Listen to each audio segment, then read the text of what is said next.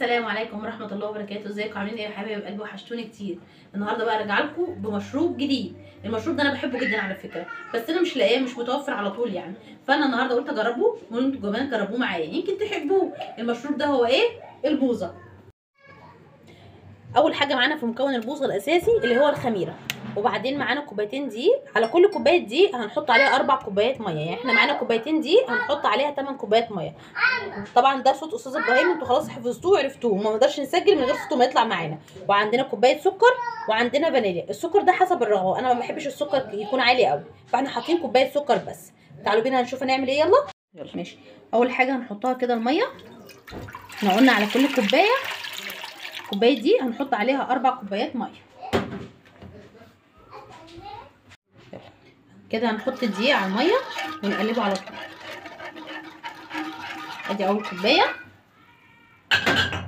واحط الكوبايه الثانيه،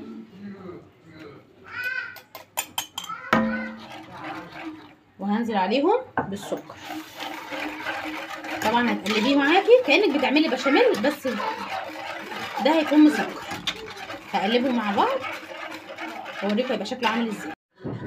ودلوقتي كده هنحط السكر وهنحط عليه الخميره والدقيق طبعا كده معانا على النار.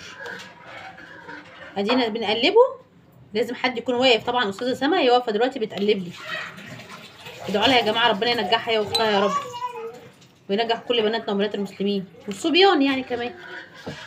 هنحطها كده ونحط عليها كوبايه الميه ونقلبهم مع بعض ونستنى ما يخمروا شويه.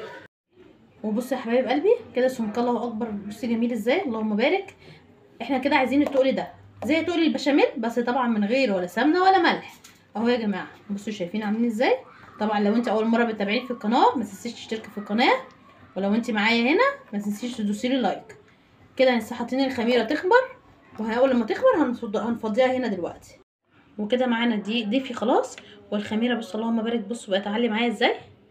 هصبها هنا كده على طول وهقلبها، وهحط عليها الفانيليا. هحط كسين عشان تبقى ريحتها معانا تبقى حلوه. واقلبها كده.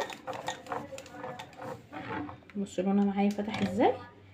وهسيبها بقى في مكان دافي عشان احنا في الشتاء ممكن تاخد معاكي وقت شويه.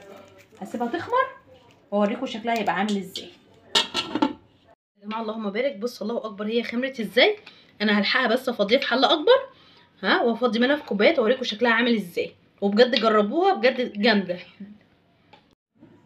بصوا يا جماعه الله اكبر، بصوا بقى شكلها عامل ازاي، بجد تحفه وطعمها جميل جدا. جربوها مش هتندموا انك عملتوها. وعامه ده المشروع بتاعي لما اقعد من الشغل ان شاء الله هبقى اعمل عربيه بوظه، واللي عايز يبقى يطلبها مني ان شاء الله.